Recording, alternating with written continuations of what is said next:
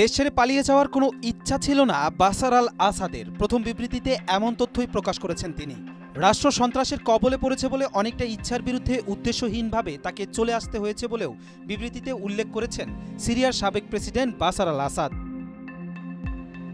British সংবাদ মাধ্যম BBC বলছে, দামেস্কে আসাদ সরকারের পতনের পর এই প্রথম মন্তব্য পাওয়া গেল সাবেক প্রেসিডেন্টের। দামেস্কে সরকার পতনের ৮ দিন পর তিনি ওই সময় নিয়ে কথা বলেছেন। তিনি বলেছেন, দেশ ছেড়ে পালিয়ে যাওয়ার কোনো ইচ্ছা ছিল না, এমনকি রাশিয়ায় পালিয়ে যাওয়ারও কোনো ইচ্ছা ছিল না। সিরিয়ায় প্রেসিডেন্ট পদের সঙ্গে যুক্ত টেলিগ্রাম চ্যানেলে ১৬ ডিসেম্বর এই বিবৃতি প্রকাশ করা হয়েছে। টেলিগ্রাম চ্যানেলে দেওয়া বিবৃতিতে বাশার আল আসাদ জানান, সিরিয়ার রাজধানী বিদ্রোহীদের হাতে চলে যাওয়ায় তিনি লাতাকিয়া প্রদেশে একটি রাশিয়ান সামরিক ঘাঁটিতে গিয়েছিলেন। সেখান থেকে তিনি যুদ্ধের কার্যক্রম তদারকি করতে চেয়েছিলেন, কিন্তু তিনি দেখতে পান সেনারা লড়াই থেকে সরে যাচ্ছেন। এরপর রাশিয়া কিভাবে চলে গেলেন সে ব্যাপারে সাবেক প্রেসিডেন্ট জানান, হেইমিম বিমান ঘাঁটিও ড্রোন হামলায় পড়ে এবং রাশিয়ানরা তাকে মস্কোর বিমানে ওঠানোর সিদ্ধান্ত নেয়।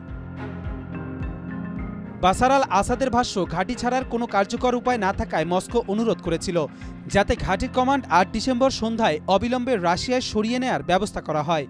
এটি দামেস্ক সহ চূড়ান্ত সামরিক অবস্থানের পতন, এর ফলে অবশিষ্ট সব রাষ্ট্রীয় প্রতিষ্ঠান বন্ধ হয়ে যাওয়ার পরের ঘটনা।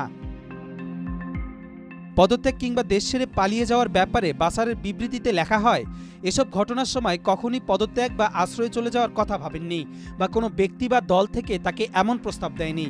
রাষ্ট্র যখন সন্ত্রাসের কবলে পড়ে তার ঠেকাতে অবদান রাখার ক্ষমতা হারিয়ে যায়, তখন যে কোনো সিদ্ধান্তই উদ্দেশ্যহীন। এদিকে ইংরেজি ও আরবি ভাষায় প্রকাশ পাওয়া বিবৃতির এসব কথা বাশার আল আসাদের কিনা তা নিশ্চিত হওয়া যায়নি, কেননা ওই টেলিগ্রাম চ্যানেল এখন কারা পরিচালনা করেন তা জানা যায়নি।